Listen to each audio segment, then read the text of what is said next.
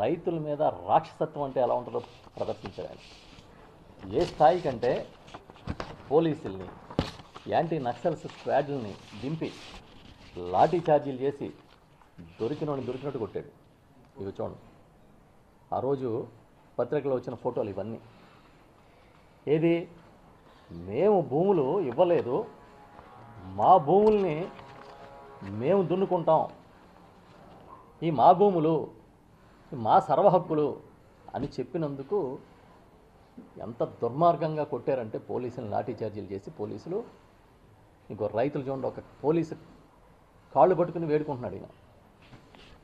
చెయ్యకపోగా ఏం చేశారంటే 2015 నుంచి ఈ సెజ్ పోరాట వ్యతిరేక కమిటీ, సెజ్ వ్యతిరేక పోరాట కమిటీ, ఈ సెజ్ వ్యతిరేక పోరాట కమిటీలో ఉన్న నాయకుల్ని అరెస్టులు చేసి పెద్ద ఎత్తున కేసులు పెట్టి రాజమండ్రి సెంట్రల్ జైలుకి పంపించారు. ఇందులో సూర్యనారాయణ గారు అని ఒక ఆయన, బావిచెట్టి నారాయణ స్వామి గారు, పెనుమల్లి సుబ్బిరెడ్డి గారు, వీళ్ళందరూ కూడా ఏజ్డ్ పర్సన్స్. వీళ్ళందరినీ కూడా అరెస్టులు చేసి స్నేహ బ్లాక్లో వేశారు. వేసి వాళ్ళతో బాత్రూములు గడిగించారు. వాళ్ళతో జైల్లో నానా హింస పెట్టారు. వాళ్ళని పెట్టి ఒప్పుకోమన్నారు. కానీ మా కష్టార్జితాలు, మా తరాలుగా వస్తున్న భూములు మేము ఇవ్వమని వాళ్ళు గట్టిగా నిలబడ్డారు. నిలబడి చివరికి ఏమీ చేయలేక ఒక దశలో ఏం చెప్పారంటే, పోనీ ఒక పని చేయండి, 2003 యాక్ట్ కింద కాకుండా, భూసేకరణ యాక్ట్ కాకుండా 2013 యాక్ట్ కింద మాకు డబ్బులు ఇవ్వండి, మేము వదిలేస్తాం భూములు అని చెప్పారు. దానికి కూడా అంగీకరించలే, ఇచ్చి తీరాల్సిందని పట్టుబట్టారు. ఈలోగా ఏవైతే అసైన్డ్ ల్యాండ్స్ని, ఏవైతే ప్రభుత్వ భూముల్ని ఎస్సీజెడ్కి అలాట్ చేద్దాం అనుకున్నారో, దాంట్లో చంద్రబాబు నాయుడు గారు ప్రభుత్వ భూములన్నింటినీ ఉచితంగా ఎస్సీజెడ్కి ఇచ్చాడు. సుమారు 72 ఎకరాలు. మిగతా అసైన్డ్ ల్యాండ్ 3 లక్షలు చొప్పున ఇచ్చేశాడు ఎస్సీజెడ్కి. ఇవి కాకుండా 9 గ్రామాల్లో 8 గ్రామాలని ఖాళీ చేయించాలని కూడా ప్రతిపాదించారు. ఇది కాకుండా ఆ రోజు పంచాయతీరాజ్ శాఖ మంత్రిగా ఉన్న నారా లోకేష్ గారు, ఆయన ఆధ్వర్యంలో ఒక నిర్ణయం తీసుకున్నారు.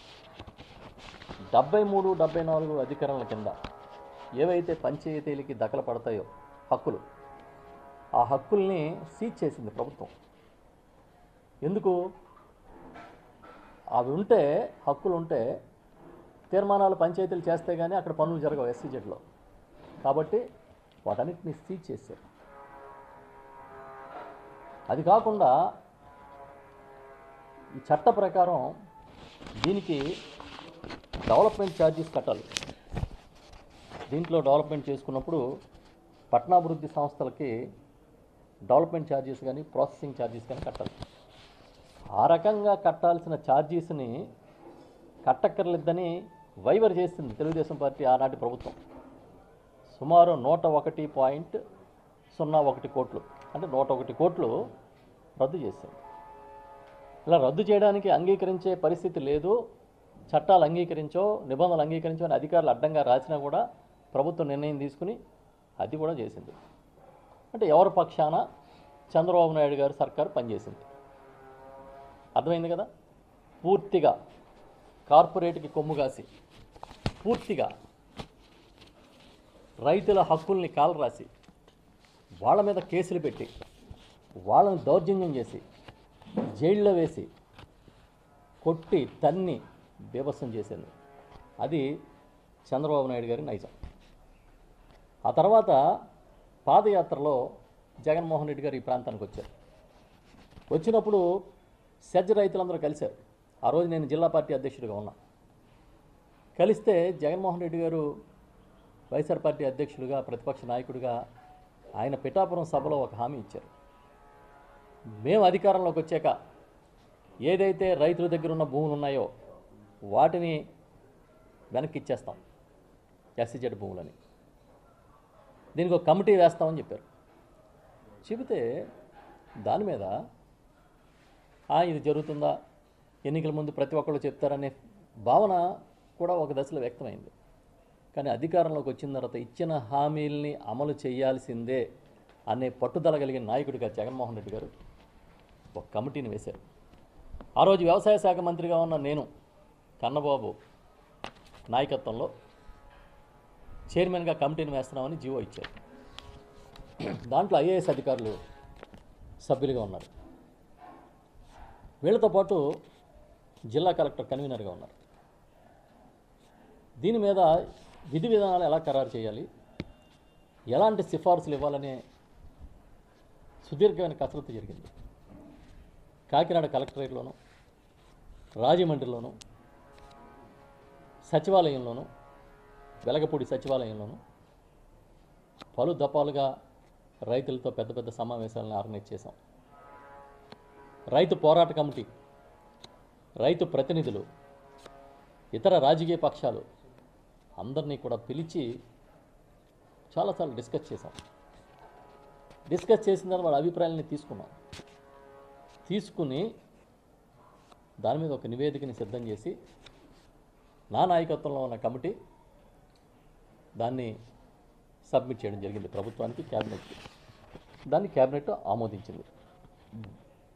ఇది ఆమోదించే నాటికి అంటే ఫిబ్రవరి 2021లో కమిటీ నివేదిక ఇచ్చాం. అప్పటికి ఇది సుమారుగా 15-16 సంవత్సరాల నుంచి రగులుతున్న సమస్య. దీనికి 2180 ఎకరాల భూమిని ఏవైతే రైతులు రిజిస్టర్ చేయలేదో ఆ భూమిని వెనక్కి ఇచ్చేస్తూ ఒక సిఫార్సు చేశాం. అలాగే ఇంకో కీలకమైన సిఫార్సు ఏం చేసామంటే స్థానిక ప్రజల మనోభావాల్ని గౌరవిస్తూ ఇక్కడ 6 గ్రామాలని తరలించాలనే ప్రతిపాదనని విరమించాలని చెప్పి ఒక సిఫార్సు చేశాం. శ్రీరాంపురం, బండిపేట, ముమ్మిడివారిపోడు, పాటివారిపాలెం, రావివారిపోడు, రామరాఘవాపురం అనే గ్రామాలని తరలించక్కర్లేదని కమిటీ సిఫార్సు చేసింది. ఒకవేళ రామరాఘవపురం అనేది అలైన్మెంట్లో ఎక్కడైనా ప్రాబ్లం వచ్చినా, ఒకవేళ అలైన్మెంట్లో ఏదైనా ఇండస్ట్రీస్కి ఆ పరిశ్రమలు, రసాయన పరిశ్రమలు ఏదైనా ఫ్యూచర్లో వచ్చి తరలించాలంటే ఖచ్చితంగా దీన్ని అక్కడ సమీపంలో ఉన్న పెద్ద గ్రామమైన ఆ గ్రామస్తుల కోరిక మేరకు రావివారి పోడుకి మాత్రమే తరలించాలని కూడా సిఫార్సు చేశాం. ఈ గ్రామాలన్నింటినీ తరలించే ప్రక్రియని ఆపేయమని కమిటీ సిఫార్సు చేయడం జరిగింది. అదే కాకుండా అంతకుముందు భూసేకరణలో భాగంగా శ్మశానాలు తీసేసుకున్నారు, స్కూళ్ళు తీసేసుకున్నారు, సామాజిక స్థలాలు కూడా తీసుకున్నారు. మేమేం చెప్పామంటే శ్మశానాలు వదిలేయాలని చెప్పాం. ఒకవేళ మీ అలైన్మెంట్లో ప్రాబ్లం వస్తే గ్రామస్తుల సూచన మేరకు వాళ్ళకి శ్మశానాలకి భూములు కేటాయించి అక్కడ అంతా కూడా ఫెసిలిటీ క్రియేట్ చేసి ఇవ్వాలని చెప్పడం జరిగింది. ఇది కాకుండా ఈ రైతుల్ని ఒత్తిడి చేయడం కోసం ఏం చేశారంటే 2180 ఎకరాల విస్తీర్ణం రైతుల్ని మొత్తం 22Aలో పెట్టేశారు, నిషేధిత జాబితాలో పెట్టేశారు. ఎందుకు? చచ్చినట్టు వాడు అమ్ముకోవాలి, ఈ కంపెనీకి అమ్మేయాలి, ఎస్సీజెడ్కి అమ్మేయాలి, అది కూడా 3 లక్షలకు అమ్మేయాలి. ఇది స్కీము. ఎందుకంటే ఈ 22Aలో ఉంటే అమ్మడం కుదరదు. దాని మీద ముందు 22Aలోంచి తీసేమన్నాం. ఎందుకంటే భూములు రైతువి, అది రిజిస్టర్ చేయలే, ఓన్లీ నోటిఫికేషన్లో ఉన్నాయి అంతే. కాబట్టి తీసేయమని చెప్పి నిషేధిత జాబితాలను తీసేయమని చెప్పాం. అది కాకుండా ఏవైతే ఎస్సీజెడ్ పోరాటాల్లో రైతుల మీద పెట్టారో కేసులు, వాటన్నిటిని కూడా ఎత్తేయాలని చెప్పి ఆ రోజు సిఫారసు చేశాం. ఆ తర్వాత సబ్సిక్వెంట్గా ప్రభుత్వం కేసులు ఎత్తేయడం జరిగింది. 1-2 కేసులు ఇంకా ఆ రోజుకి ఉన్న టెక్నికల్ ఇష్యూస్లో కోర్టులో అప్పటికే ఫైనల్ హీరింగ్కి వచ్చి ఉండడం వల్ల అది జరగలేదు. ఇది కాకుండా 657 ఎకరాలు కేఎస్జెడ్ కోసం తీసుకున్న ఎస్ఐన్ ల్యాండ్కి కోన గ్రామానికి సంబంధించి, కోన ప్రాంతానికి సంబంధించిన రైతులకి 5 లక్షల పరిహారం ఇవ్వాలని చెప్పి అప్పుడు డిసైడ్ చేశారు. రైతులకు తీసుకోలే.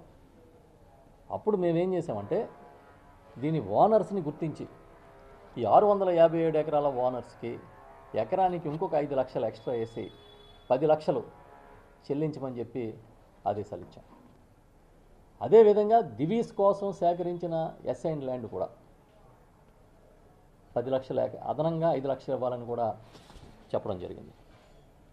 ఇది కాకుండా ఇక్కడ ఏవైతే హ్యాచరీస్ ఉన్నాయో వాటిని ప్రొటెక్ట్ చేయాలని చెప్పి ఆ రోజు సిఫార్సు చేయడం జరిగింది. 75% ఉద్యోగాలు ఖచ్చితంగా స్థానికులకే ఇవ్వాలి, ఇక్కడ ఏ పరిశ్రమ వచ్చినా అని కూడా సిఫార్సు చేశాం. వీటన్నిటినీ కూడా ఆ రోజు క్యాబినెట్ ఆమోదించింది. ఆ తర్వాత 2180 ఎకరాలు వెనక్కి ఇవ్వడం కోసం ప్రాసెస్ స్టార్ట్ అయింది. దీనికోసం ఆర్డీఓలతో జిల్లా కలెక్టర్ గారు, జాయింట్ కలెక్టర్ గారి నేతృత్వంలో వెనక్కి ఇచ్చే ప్రక్రియ ప్రారంభమైంది. దీనికి SEZ అనేది కేంద్ర ప్రభుత్వం నోటిఫికేషన్లో ఉంటుంది కాబట్టి అక్కడి నుంచి భూముల్ని రిలీజ్ చేయాల్సిన ఏదైతే ఆ నోటిఫికేషన్ ఉంటుందో దాన్ని డీనోటిఫై చేయాల్సిన అవసరం ఉందనే భావనతో అధికారులు ఇన్ఫ్రాస్ట్రక్చర్ ఏపీఐసి అంటే ఆ పరిశ్రమల శాఖ అధికారులు కేంద్రంతో సంప్రదించి భూములన్నింటినీ సర్వే నెంబర్ల వారీగా విడుదల చేయించడం ప్రారంభించారు. ఆ రకంగా నాకు గుర్తున్నంత వరకు సుమారు 450 ఎకరాలు 500 ఎకరాలు విత్డ్రా అయింది. మిగతా భూములు విత్డ్రా అవుతూ ఉన్నాయి. ఇది ప్రాసెస్ జరిగింది.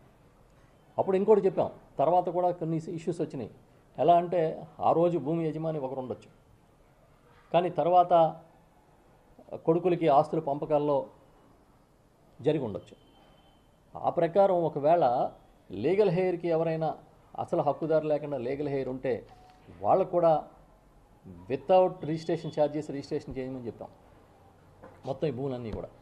ఇది మేము సిఫార్సు చేసిన విషయం. కానీ వాళ్ళు ఈనాడులో ఏం రాశారంటే కన్నబాబు కమిటీ పేరిట రైతులకు మోసం అని రాశారు. ఇప్పుడు ఈ కమిటీ చేసిన మోసం ఏంటో నాకు అర్థం కాలే, ఈ ప్రభుత్వం చేసిన మోసం ఏంటో అర్థం కాలేదు.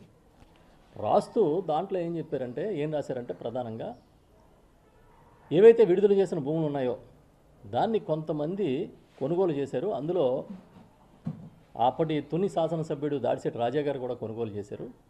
ఇంకా పిఠాపురం నాయకులు కూడా కొనుగోలు చేశారు. ఇంచుమించు 70 ఎకరాలు కొనుగోలు చేసి ఉంటారు అని మాకు సమాచారం ఉందని కొన్ని డాక్యుమెంట్స్ కూడా ప్రచురించారు. ఇప్పుడు SEZ భూముల్ని మాకు అక్కర్లేదు ఇంకా పరిశ్రమల కోసం కానీ సేకరణకు కానీ ఆ రైతులకి వెనక్కి ఇచ్చేశారు. ఇచ్చిన తర్వాత ఆ రైతు అమ్ముకుంటాడు, ఉంచుకుంటాడు, అతని ఇష్టం కదా.